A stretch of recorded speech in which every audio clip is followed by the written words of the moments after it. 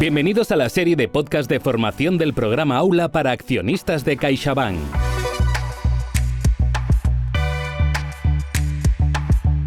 Y empezamos el cuarto episodio del podcast de formación financiera Aula, el podcast para accionistas de CaixaBank. Estamos con Natalia de Santiago, autora de los libros Invierte en ti e Invierte con poco.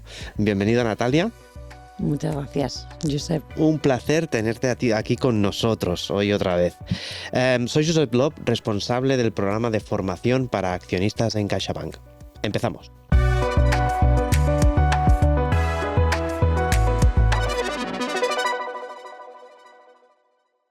Natalia, tras los primeros episodios donde hemos visto la importancia de ahorrar y hemos también introducido la importancia de invertir, la mejor forma de empezar, el mejor momento para empezar, ¿cuánto es? ¿Cuánto antes? Bueno, a ver, teóricamente sí, esto es un poco como el deporte, ¿no? ¿Cuándo es el mejor momento de empezar a ponerte en forma? Pues ayer. Lo que pasa es que también como con el deporte, antes de ponerte a correr necesitas tener una cierta forma física. O sea, no puedes ser de haberte pasado sentado los últimos 3 años a ya mañana me pongo a correr. Y con la inversión pasa un poco lo mismo. Es bueno empezar cuanto antes, pero tienes que asegurarte de que estás en la suficiente forma financiera para no lesionarte. A ver, para no lesionarme, ¿a qué problemas te refieres? Bueno, a ver, la verdad es que aquí en temas de inversión hay veces que hay que decir unas verdades que son un poco incómodas, ¿no? Que es como por ejemplo que es más fácil ganar dinero cuando ya se tiene dinero. Esto es así, ¿no? O sea, por nos guste o no, cuanto la gente que tiene más dinero lo tiene más fácil para ganar dinero, por muchas razones, pero una muy básica es que tiene mucha flexibilidad. Es gente que es muy flexible y que si de repente algunas inversiones van mal, pues no importa porque pueden compensar con otras. No tienen esos agobios que podemos tener una persona normal si de repente inviertes una cosa, no va como te esperabas y te asustas y vendes. Y esto es más importante de lo que parece porque además lo que hay que hacer a toda costa cuando pensamos invertir es evitar grandes pérdidas. Eso primero, obviamente porque nadie quiere perder los euros que tanto esfuerzo nos ha costado ahorrar, y luego además porque cuanto más se pierde, más cuesta recuperarse, que eso es algo que a veces no nos damos cuenta, pero matemáticamente incluso, o sea, una pérdida del 50% no la recuperas con una subida del 50%, sino con una subida del 100%, ¿vale? Entonces, por esto es muy importante, si no somos de por sí ya tenemos unos grandes patrimonios, asegurarnos de que estamos en buena forma para precisamente poder funcionar un poco y para aprovecharnos de estrategias que puede utilizar la gente que tiene mucho dinero y luego para evitar las grandes pérdidas y sobre todo lo de no convertir en reales pérdidas sobre el papel. ¿No? Que esto se ve muy claro cuando hablas de la vivienda, por ejemplo, la gente que se vio obligada a vender en plena crisis inmobiliaria. Eso es una pérdida. Sin embargo, la gente que pudo aguantar y no vender, pues se ha recuperado y sus casas vuelven a valer igual lo mismo que antes o más. Entonces, para eso hay que estar en buena forma financiera y esto no se puede evitar. La verdad es que visto con esta perspectiva impone un poco. Pero, Natalia, ¿cómo lo podemos hacer para evitar caer en estas trampas? Pues a ver, lo primero es que es muy, muy importante solo invertir dinero que no vayas a necesitar en el corto o medio plazo. Entonces, eso es básico. Por eso se ha hablado tanto del tiempo y de saber ahorrar y de ponerte unos objetivos y de saber qué plazo tienen esos objetivos. Precisamente por eso, porque es importante que el dinero que inviertas no lo vayas a necesitar. ¿Por qué? Para evitarte precisamente eso, tener que vender en mal momento. Entonces, este es como el básico. Solo se puede invertir dinero que no necesites a corto o medio plazo. Con lo cual, una idea, entiendo que equivocada, sería el tema de pedir un crédito para poder invertir. Bueno, es que esa es de inversor novel. Bueno, a ver, de cajón. O sea, la deuda a veces se demoniza y la deuda puede ser muy buena, ¿no? O sea, la deuda funciona como una palanca. En muchos casos, ¿quién puede comprarse una casa sin una hipoteca, ¿no? ¿Quién puede montar un negocio sin financiación? En ese sentido, la deuda puede ser positiva y ayudarnos a crecer. Pero cuando hablamos de inversiones financieras, como puede ser la bolsa, la renta fija y tal, lo único que haces cuando inviertes utilizando deuda es multiplicar el riesgo.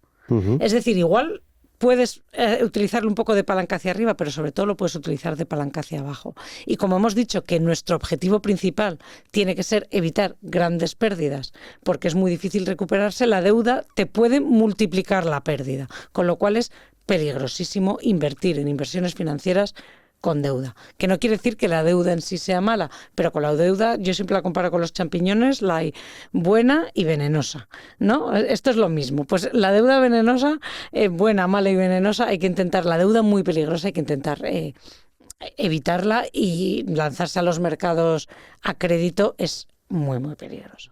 Entonces, ¿qué podemos hacer o qué puedo hacer para asegurarme de que realmente estoy en forma para empezar a invertir? Pues lo primero, una persona que está en forma tiene un buen presupuesto. Que esto es alguien que a nadie le gusta que se lo diga porque parece una cosa como el ahorro gris, ¿no? Pues no, un buen presupuesto. ¿Por qué? Porque si tienes un buen presupuesto, tienes visibilidad de qué gastos vas a tener en el año que viene. Si tienes un presupuesto bien hecho que contempla verdaderamente todos tus gastos, pues tienes más necesidad, más seguridad de que no vas a necesitar ese dinero en ese plazo. Entonces, un buen presupuesto es lo primero. Y luego un viejo conocido, el colchón de emergencia. ¿Por qué? Hablamos de él en el primer episodio. Sí. Y volveremos a hablar seguro porque yo le tengo mucho cariño. Pero también es otra cosa que suena como muy de andar por casa y muy del día al día, pero precisamente ese es el colchón de emergencia el que nos va a permitir, si por lo que sea pasa algo que no estaba previsto en nuestro presupuesto, porque la vida, ya sabemos todos que uno prevé y prevé, pero luego de repente viene el coche y se te rompe el día que menos lo habías pensado, o la gotera, o el vecino, no sé qué. Y eso, para no tener que tirar de nuestras inversiones, necesitamos un colchón de emergencia. Es así. Es decir, ahorrar y asegurarme de que no voy a necesitar ese dinero sería como lo primero. Lo primero, sí. Lo que pasa es que no es lo único. Ajá. Como te puedes imaginar, yo siempre vengo luego con más deberes. Porque otra cosa, lo que estamos hablando, un poco esto de tener un presupuesto y de tener un colchón de emergencia está muy bien porque nos permite tener un poco acotados nuestros gastos, pero ya hemos dicho que la vida da muchas vueltas, pueden pasar muchas cosas. Entonces, hay que intentar tener una cierta flexibilidad financiera, que al final es resiliencia, este palabra que ahora se escucha mucho, pero que es súper importante. Y la resiliencia es la capacidad de tener un bache y recuperarte rápido y sin consecuencias. Y esto es fundamental, porque al final los baches, por muy bien que hagamos las cosas, muchos son ajenos a nosotros.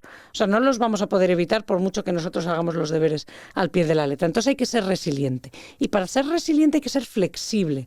¿Y qué pasa que ser flexible? No hay nada menos flexible que tener mucha deuda.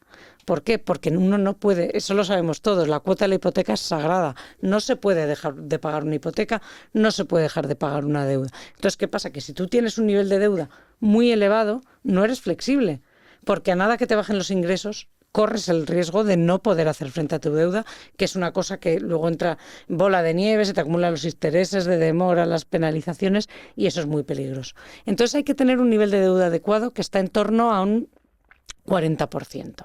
No, la suma de todas las cuotas de todos nuestros préstamos, hipoteca, préstamo del coche, pagos fraccionados en tarjeta, la deuda del tipo que sea, no debe ser más de un 40% de nuestros ingresos netos mensuales.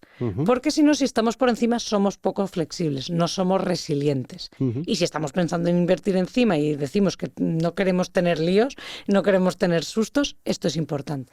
¿Qué pasa? Que sobre todo en España nuestro nivel de deuda viene muy determinado pues, por la hipoteca, por la vivienda, que al final es un poco el grueso en el que está endeudado pues, todo el mundo.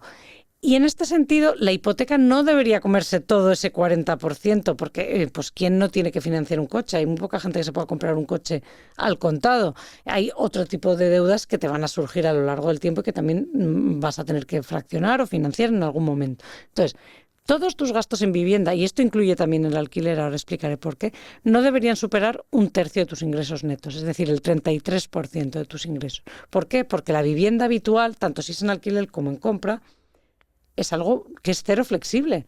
Tú mañana te vienen mal dadas y no puedes coger los bártulos y largarte. Eso lleva un tiempo, es muy doloroso y sobre todo nadie queremos que las cosas lleguen a ese límite. Entonces, para ser resiliente conviene tener estos ratios bien ajustados. Y si no los tenemos bien ajustados, pues hay que ajustarlos antes de pensar en invertir. Natalia, has introducido un concepto que me parece muy interesante y es el de flexibilidad. A ver, ¿cómo podemos hacer para mejorarlo? Pues hay un concepto ya, llevándolo ya al máximo de la flexibilidad, que es medir tu capacidad de reacción. Ajá. Y para eso necesitamos el presupuesto. Aquí todo se va hilando. Está todo ligado, sí. Porque ¿qué es tu capacidad de reacción? Es la parte de tus gastos que tú puedes cortar de un día para otro. Es decir, yo mañana me pasa lo que sea y hay X gastos que me los puedo quitar, que suelen ser ¿cuáles? Para empezar, el ahorro. Tú puedes dejar de ahorrar de un día para otro, con lo cual la gente que ahorra mucho es más resiliente de por sí, porque tú puedes dejar de ahorrar. Lo primero que dejas cuando las cosas van mal es de ahorrar. Luego, la ropa. ¿Quién a día de hoy no tiene ropa más que suficiente? El ocio. Tú puedes dejar de viajar, dejar de salir, o sea, eso es una cosa que se puede recortar muy rápido. Sin embargo, cosas como contratos, suscripciones, que a lo mejor pueden tener plazos, que a lo mejor tú te quieres dar de baja hoy, pero tardas 3 meses. Eso no es flexible, aunque sea ocio, pero no es flexible. Entonces, esto es un poco distinguir qué parte de tus gastos son de verdad variables, los puedes cortar de un día para otro, y qué partes de tus gastos tardarías más en cortar, porque eso es una medida muy buena de tu flexibilidad. Entonces se trata de mejorar este ratio, de convertir gastos fijos, reducir la parte que es fija de tus gastos. ¿Esto cómo se hace? Bueno, pues para empezar quitándote esas suscripciones que todos tenemos que no sabemos que las tenemos, ¿no? De repente una plataforma en la que no has entrado nunca y dices, uy, estoy suscrito. Y luego renegociar tus contratos de suministros, de móvil, periódicamente, porque parecen ahorros pequeños, pero son ahorros recurrentes y luego no se pueden bajar en el corto plazo, eso lleva un tiempo, eso lleva una llamada, eso lleva una renegociación, un buscar tarifas mejores, son cosas que solo se pueden hacer con tiempo. Entonces esas hay que hacerlas cuando las cosas van bien, para luego cuando las cosas se tuercen ser súper flexible. Entonces uno debería tener como minimísimo un 25% de capacidad de reacción, o sea, un 25% de tus gastos que tú puedas contar de un día para otro, pero de verdad de un día para otro. Y eso te hace súper resiliente. Y si tienes más, mejor. Porque además la capacidad de reacción lo que hace es que si te vienen mal dadas, puedes alargar tu colchón de emergencia más. Porque cortas todos esos gastos y si tenías 6 meses de colchón de emergencia, son más, porque reduces muy rápido tu nivel de gastos. Con lo cual eres muy, muy flexible. Y lo bueno de esto es que si tú te la trabajas cuando las cosas van bien y vas renegociando tus contratos, reduciendo la parte fija de tus... Ni te enteras, porque al final a ti que más te da, no pierdes calidad de vida por tener un contrato móvil más barato. Has perdido el tiempo de negociarlo, pero luego eso ya es un beneficio a largo. Entonces estos son pequeños ahorros que los que siempre pensamos en cortar lo bueno, el ocio, y yo no, siempre digo, empieza por cortar lo fijo. Claro. Lo recurrente, lo que pasa todos los meses, aunque sean ahorros pequeños. Siempre hemos dicho que no importa la cantidad, importa el tiempo. Natalia, resumiendo, para estar en plena forma antes de empezar a invertir, ¿tenemos que?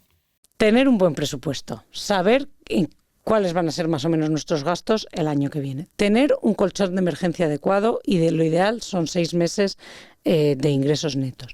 Tener una ratio de deuda saludable, que las cuotas de tus préstamos no sean más del 40% de tus ingresos. Que esto implica que no te estés gastando en vivienda más de aproximadamente 1/3 de tus ingresos. Y si luego a esto le sumas una capacidad de reacción de matrícula de honor, pues ya estás preparado para empezar a invertir. Gracias, Natalia. Y hasta aquí el 4º episodio del podcast de formación financiera Aula. En los siguientes capítulos nos pondremos manos a la obra, ¿vale? Ya estamos preparados, hemos cerrado ya unos capítulos introductorios. ¿Y de qué hablaremos en los próximos capítulos? Pues eso, hasta ahora he puesto muchos deberes, ¿no? Hay que hacer esto, hay que hacer lo otro antes de empezar y tal. Bueno, pues ya en los siguientes capítulos vamos a ver cómo podemos empezar a invertir, qué opciones tenemos al alcance de nuestros bolsillos, cuáles son las diferencias entre unas opciones de inversión y otras, cuáles nos convienen más en función de nuestras características personales. O sea, ya entraremos más en materia. Natalia, nos has puesto la miel en los labios, ya tenemos ganas de oírte de nuevo. Muchas gracias, Natalia. Un placer, como siempre.